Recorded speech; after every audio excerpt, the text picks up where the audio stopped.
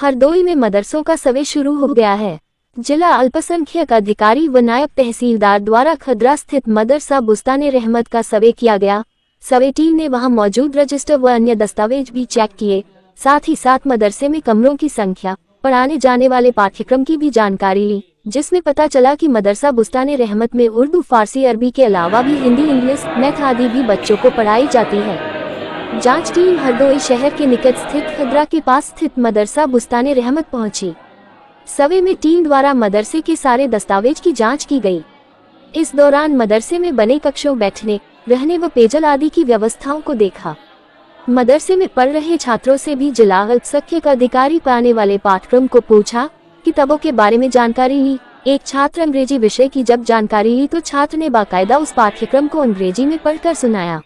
मदरसे के नाजिम ने बताया कि 12 बिंदुओं पर जो जानकारी मांगी गई है उनके सही जवाब सर्वे टीम को दे दिए गए हैं। बहुत अच्छे माहौल में सर्वे हुआ। यह मदरसा देवबंद सहारनपुर से संबद्ध है। हरदोई में एक बड़ा मदरसा है अशरफ मदारिस, उससे संबद्ध है। छात्रों की संख्या इनके यहाँ 101 है। पढ़ाने वाले 7 टीचर है। जांच टीम को 5 अक्टूबर तक जिला प्रशासन को सर्वे रिपोर्ट देनी है। सर्वे जो हो रहा है जी, ये जो सर्वे हुआ है आजकल मदरसों का, ये गैर मान्यता प्राप्त मदरसों का जो सर्वे चल रहा है, उसके लिए जो परफार्मा आया है 12 चीज़ों के बारे में सवालात किए गए हैं और उन सवालात के सारे सही जवाब यहाँ पर दे दिए गए।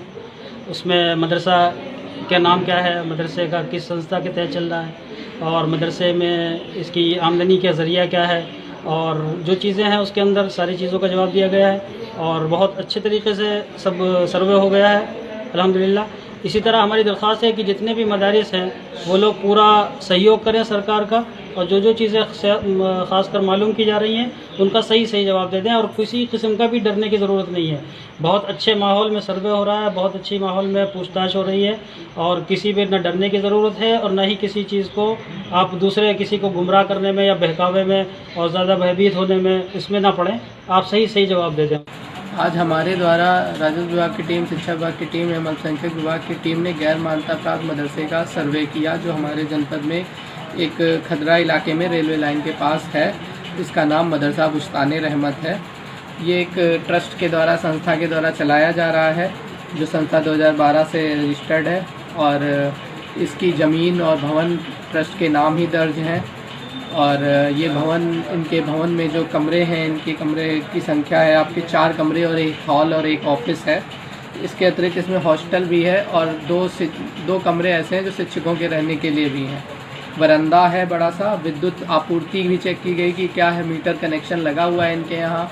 इन्वर्टर की भी व्यवस्था है, वाटर कूलर की व्यवस्था है, पानी की व्यवस्था के लिए इन्होंने सबमर्सिबल लगा रखा है और फर्नीचर नहीं होता है मदरसों में, जनरली ज़मीन पर पढ़ाई होती है, तो इनके यहाँ भी मदरसे में ज़मीन पर पढ़ाई हो रही है। और ये मदरसा जो है गैर मान्यता प्राप्त है और ये इनका पाठ्यक्रम देवबंद जो सहारनपुर का है उससे संबद्ध है और यहाँ हरदोई में एक बड़ा मदरसा के नाम से प्रचलित है अशरफ मदारिस, उनसे इनकी संबद्धता है। और इस तरह से यहाँ पे जो छात्रों की संख्या इनमें जो पाई गई पंजीकृत संख्या ये 101 के आसपास है और इसमें 7 टीचर पढ़ा रहे हैं और एक प्रिंसिपल हैं। क्या इसके अलावा उर्दू, फारसी, अरबी के अलावा भी कोई विषय लोग पढ़ाते हैं?